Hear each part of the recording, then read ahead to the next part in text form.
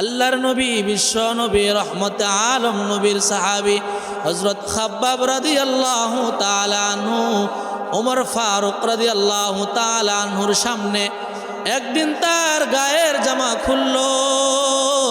ওমর ফারুক রাদিয়াল্লাহু তাআলা আনহু তার শরীর মোবারক দেখে বলতে লাগলো, হে খাব্বাব, আমি কত যুবক দেখেছি, তারা কত হৃষ্টপুষ্ট, তাদের কত সুঠাম দেহের অধিকারী। হে খাব্বাব, তোমার কোমর এমন চিকন এবং তুমি এইভাবে শুকায়া তোমার শরীরটা কেন কাঠ হয়ে গেছে?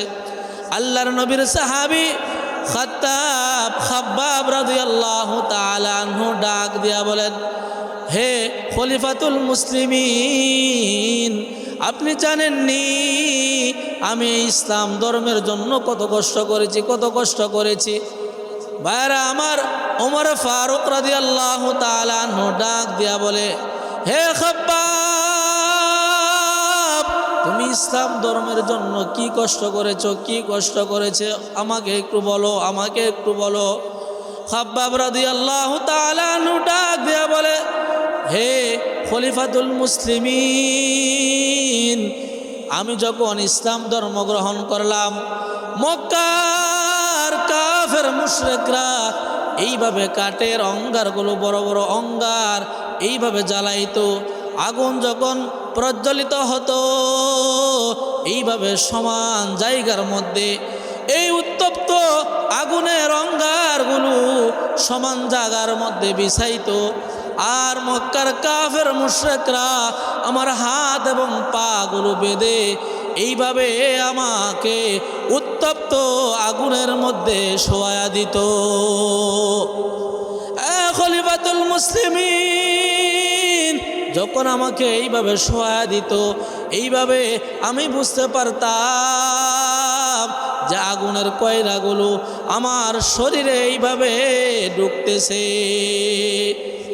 ওগো খলিফাতুল মুসলিমিন, শুধু তাই নয়, এইভাবে আগুনের অঙ্গারগুলো আমার শরীরে ঢুকার পর রক্ত এবং পুজ দ্বারা এইভাবে আগুনগুলো নেভে যাইত।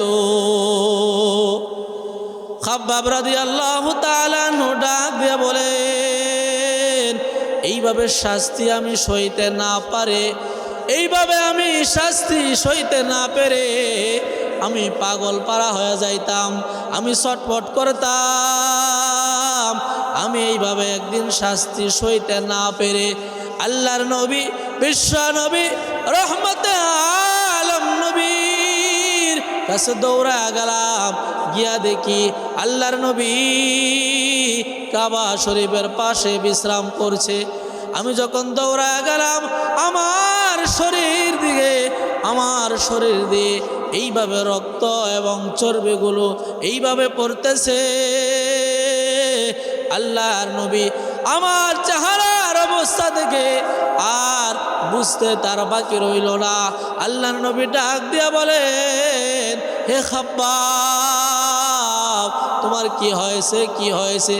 কেন আজকে তোমার এই শরীরের এই অবস্থা কেন? বলো হে খাব্বাব, তোমার কি অপরাধের জন্য তোমাকে এইভাবে শাস্তি দিচ্ছে? ভাইরা আমার, খাব্বাব রাদিয়াল্লাহু তাআলা আনহু ডাক দিয়া বলেন, ওগো আল্লাহর নবী, আমার কোনো অপরাধ নাই, আমার তো শুধু একটাই অপরাধ, আর অপরাধটা হলো আমি ইসলাম ধর্ম গ্রহণ করেছি, এটাই আমার বড় অপরাধ। ওগো আল্লাহর নবী, আপনি আল্লাহর কাছে একটু দোয়া করেন, আল্লাহ যেন আমাদের থেকে এই নির্যাতন এবং নিপীড়ন দূর করে নেয়। আল্লাহর নবী, বিশ্ব নবী, রহমতে আলম নবী ডাক দিয়া বলেন, রে খাব্বাব, পেরেশান হয় না, হতাশ হয় না। আল্লাহ পাক মহান রব্বুল আলামিন অচিরেই তোমাদের মধ্য থেকে এই নির্যাতন এবং নিপীড়ন দূর করে দিবে। সুবহানাল্লাহ। এই ইসলাম ধর্ম গ্রহণ করার কারণে, ঈমান আনয়ন করার কারণে সাহাবীরা কত কষ্ট করেছে, কত কষ্ট করেছে, তারপরেও এক চুল পরিমাণ ঈমান থেকে দূর হয়ে যায় না। সুবহানাল্লাহ।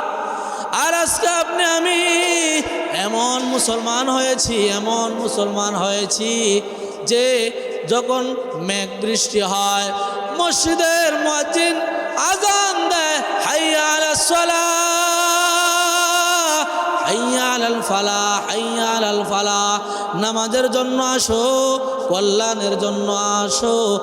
এইভাবে 5 ওয়াক্ত মসজিদের মিম্বর থেকে ডাকা হয়, নামাজের জন্য আসো, কল্যাণের জন্য আসো। কিন্তু আজকে আপনি আমি কেমন মুসলমান হলাম? আল্লাহর ডাক শুনে আমরা মসজিদের দিকে আসি না। আমরা ইমানদার দাবি করি, কিন্তু আমরা নেক কাজ করি না, আমল করি না। আল্লাহ পাক মহান রব্বুল আলামিন জানায় দেন, ইল্লাল্লাযীনা আমানু ওয়া আমিলুস সালিহাত।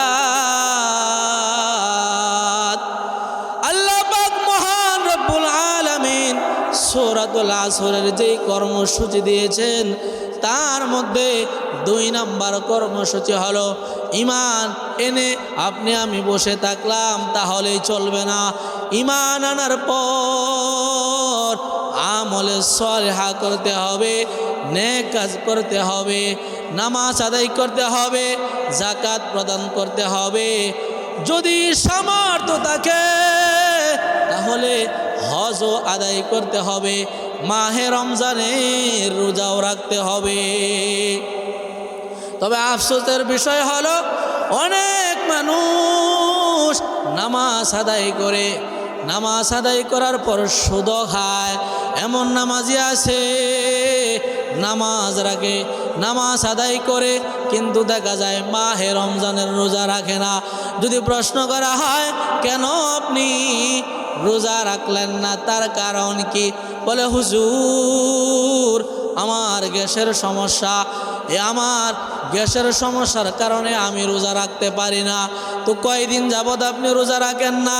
সে বলে আমার ছোটবেলা একবার আমার গ্যাস্ট্রিকের অসুবিধা হয়েছিল, তারপর থেকে এখন পর্যন্ত আর আমি রোজা রাখতে পারি না। যদি জিজ্ঞেস করা হয় আপনার বয়স কত, সে বলে আমার বয়স 50। আর আমার আপনাদের কাছে প্রশ্ন হলো, আপনি যে আল্লাহ পাক মহান রব্বুল আলামিনের হুকুম, মহান রব্বুল আলামিনের হুকুম মাহে রমজানের রোজা রাখলেন না, 1 বছর নয়, 2 বছর নয়, 3 বছর নয়, এইভাবে আপনি বালেগ হওয়ার পর 20 থেকে 30 বছর আপনি আল্লাহর হুকুম আদায় করলেন না, আপনি নাফরমানি করলেন। আপনার মৃত্যু যদি এই নাফরমান অবস্থায় হয়ে যায়, আপনার কি অবস্থা হবে?